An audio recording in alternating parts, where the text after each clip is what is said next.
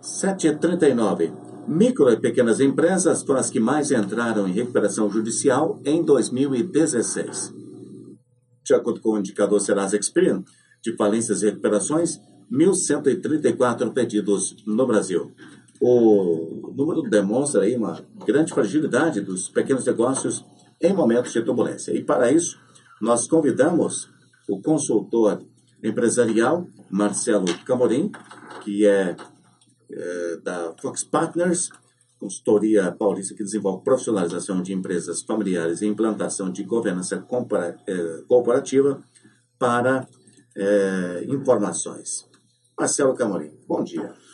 Bom dia a todos os amigos da mesa, bom dia a todos os nossos ouvintes.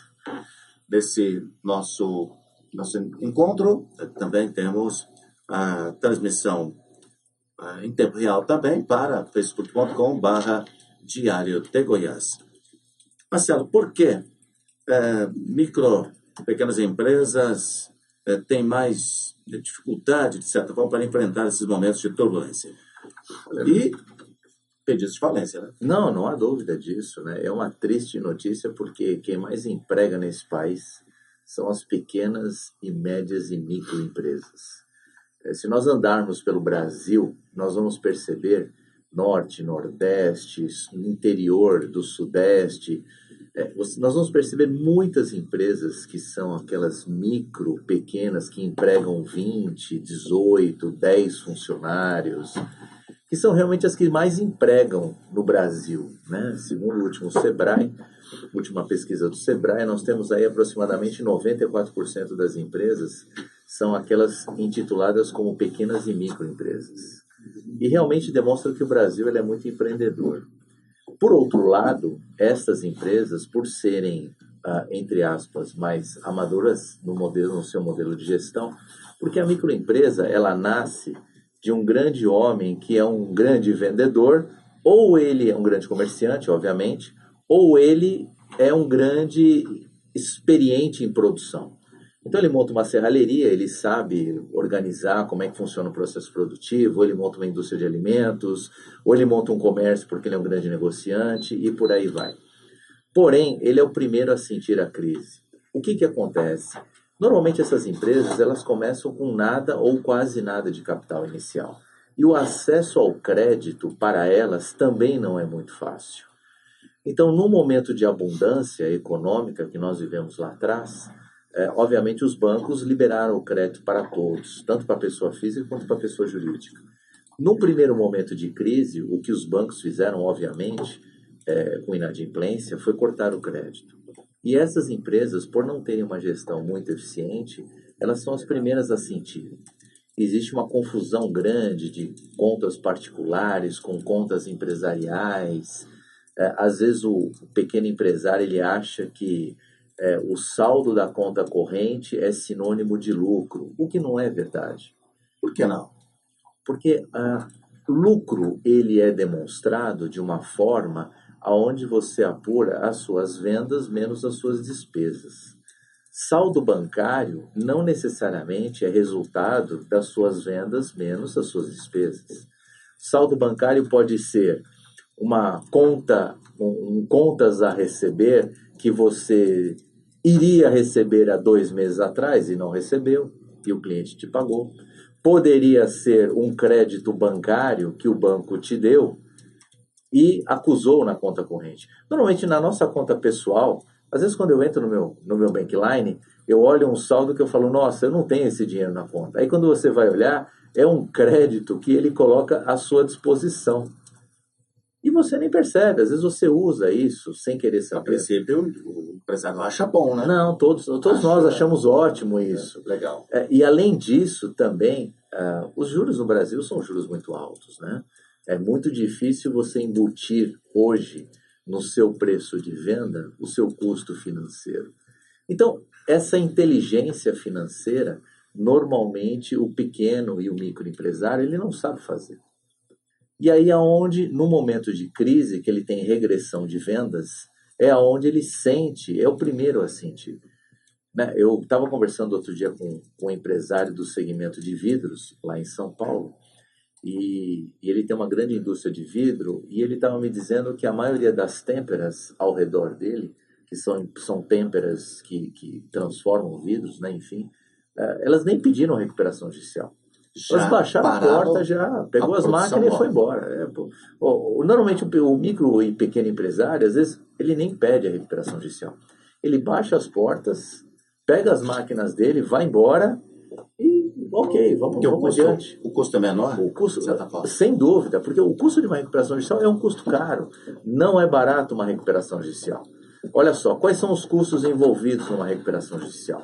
Você tem o custo do administrador judicial, que você tem que pagar obrigatoriamente, isso é legal.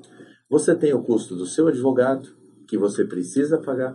Você precisa de um assessor financeiro para fazer a sua inteligência financeira. E além disso, você precisa de capital de giro para você financiar a continuidade da sua operação. Então não é um processo, a recuperação judicial, que fique bem claro, para aquele nosso ouvinte que está pensando nisso, apesar que eu defendo a tese que ninguém acorda de manhã pensando que eu vou protocolar uma recuperação judicial, né? Não, bom dia, hoje eu vou protocolar... Muito pelo contrário. Muito pelo contrário. Todos nós acordamos de manhã, hoje eu vou vender mais, hoje eu vou crescer, hoje eu vou desenvolver negócio. É assim que nós acordamos diariamente. Mas às vezes a vida leva para nós para esse caminho. Então, o custo de uma recuperação judicial, ele é muito caro. Ele não é um custo barato. Isso nós estamos dizendo um custo que é caro, que é tangível. Agora, existem os intangíveis que você não consegue mensurar. Por exemplo, a sua credibilidade no mercado. A partir do momento que você protocola uma recuperação judicial, o seu crédito, ele cessa. Não existe mais crédito para você nas instituições financeiras. E deveria ser assim mesmo? Sem a dúvida. Instituição financeira não deveria enxergar isso Não, diferente? na verdade não é instituição financeira. Na verdade, o que acontece é o banco, ele não cria uma regra porque ele acha que tem que criar. Na verdade, o que acontece dentro da instituição financeira? Existe uma tabela que eles chamam de rating, né? É uma escala de crédito de rating. É como se fosse uma régua, né? Traduzindo um pouquinho, é uma régua de credibilidade, vamos dizer assim. Então, essa régua, esse rating, ele vai de A a H. E quem criou essa regra não foi o banco. Isso é um acordo que eles chamam de Acordo de Basileia, que é um acordo feito mundialmente com todos os bancos centrais do mundo inteiro.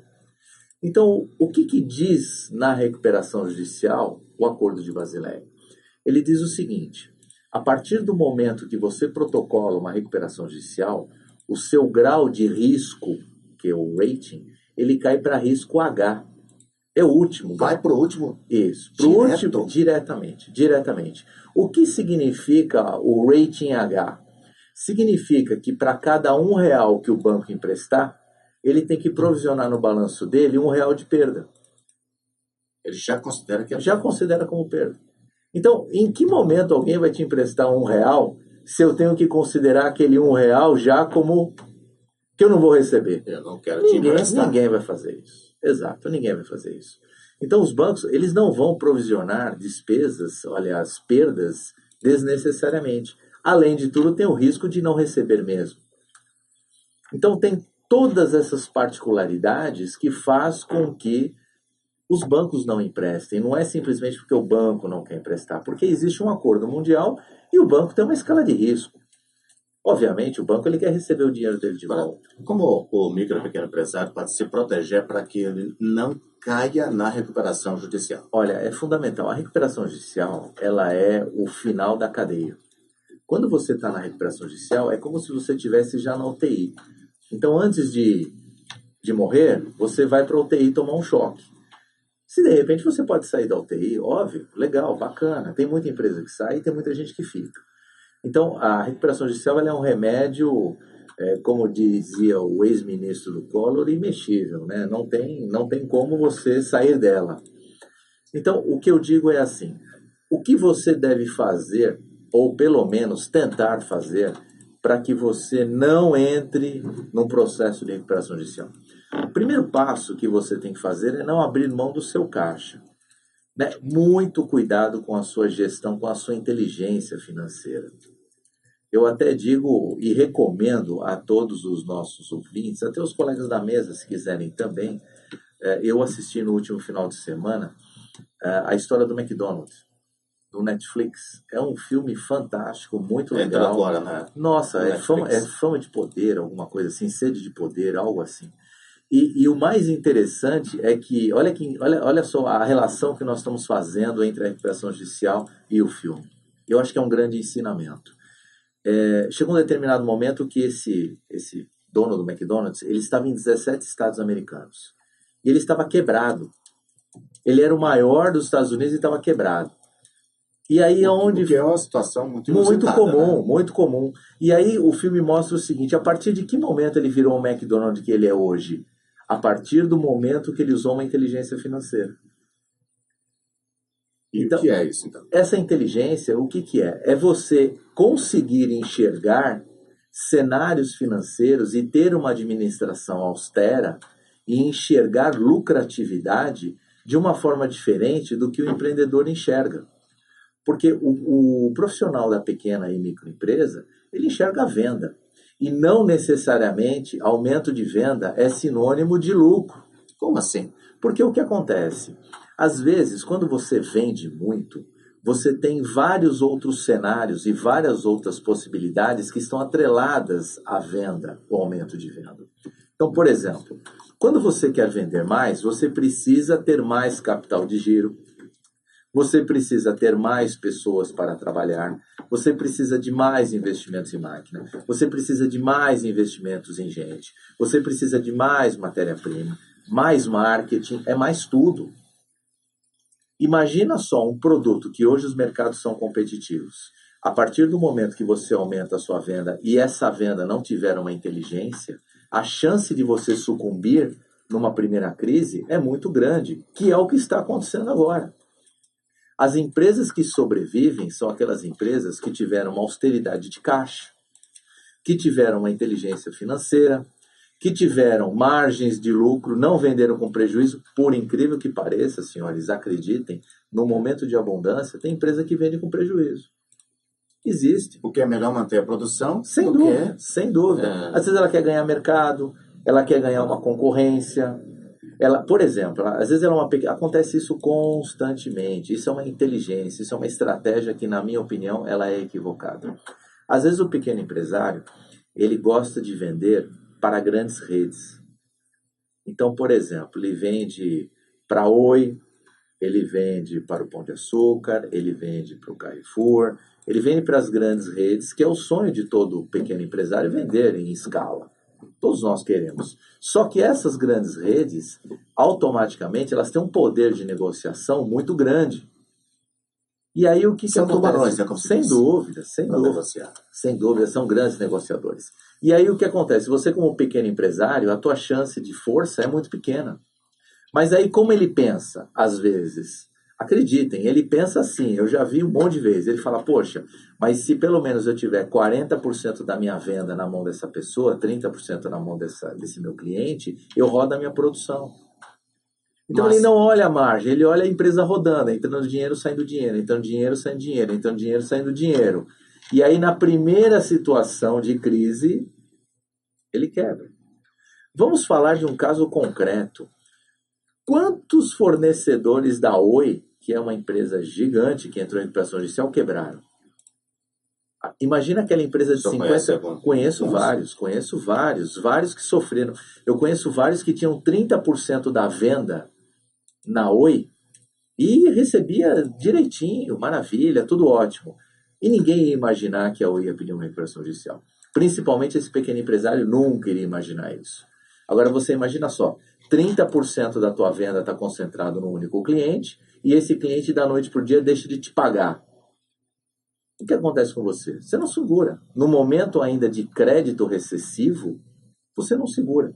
Ou você entra em recuperação judicial, ou você vende parte do seu patrimônio para poder colocar na sua empresa, que essa é a parte mais difícil, que ninguém faz. Né? Ou ele vende parte do patrimônio e coloca na empresa, ou ele entra em recuperação judicial, ou ele fecha a porta.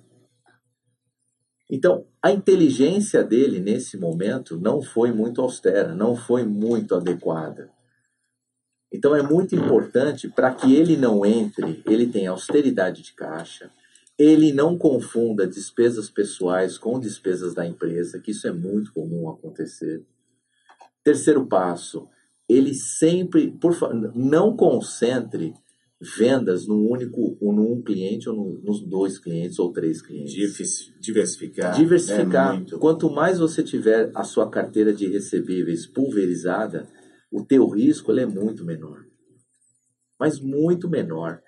Imagina você que tenha concentração de 4 clientes, você tem 100 clientes. Mas os seus 100 clientes, 4 clientes representam 30% do teu negócio. Isso é um risco altíssimo. Qualquer dor de barriga, a tua venda cai da noite para o dia. Agora, tendo a recuperação, um dos principais custos é o judicial. Né? Sem dúvida. Com certeza. Luta muito para... Obrigatoriamente você precisa pagar o administrador judicial, isso é legal. Isso não é porque eu acho que tem que ser ou o empresário acha que tem que ser. Isso é legal, é a lei que diz isso. Né? E quem arbitra isso é o juiz da recuperação judicial.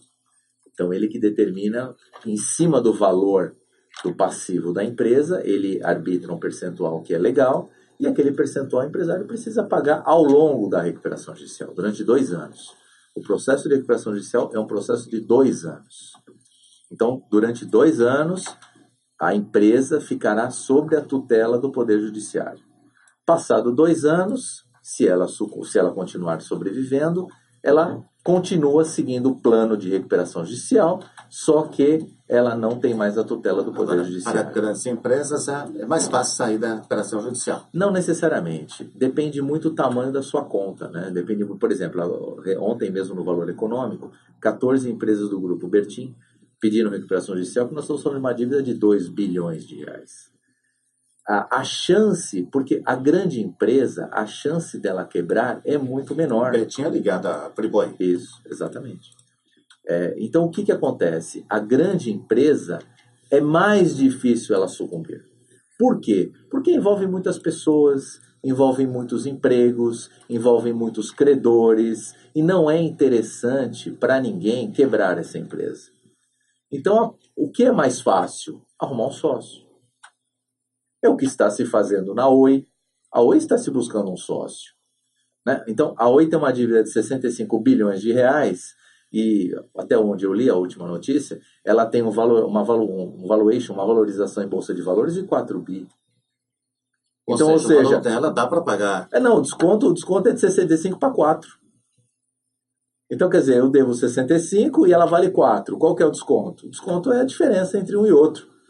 Né? Então, o que é mais interessante? Aí os credores estão avaliando isso. Né? E que não é uma negociação fácil. E os grandes tubarões do mercado de olho nesse negócio. Não, mas não tem, já ofereceram 4 milhões. Teve um fundo árabe que já chegou e já ofereceu. Já falou, eu compro, 4 bi eu compro. Não há problema algum. Só que é aquela situação, precisa combinar com os russos, né?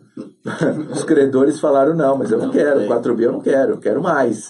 Então, existe uma negociação que ela é muito extensa, mas a chance de uma grande empresa sucumbir é muito menor. Muito menor. Envolve muita gente e muito dinheiro. É diferente de uma pequena empresa que, por exemplo, de repente ela está devendo 1 milhão de reais. É muito pouco dinheiro.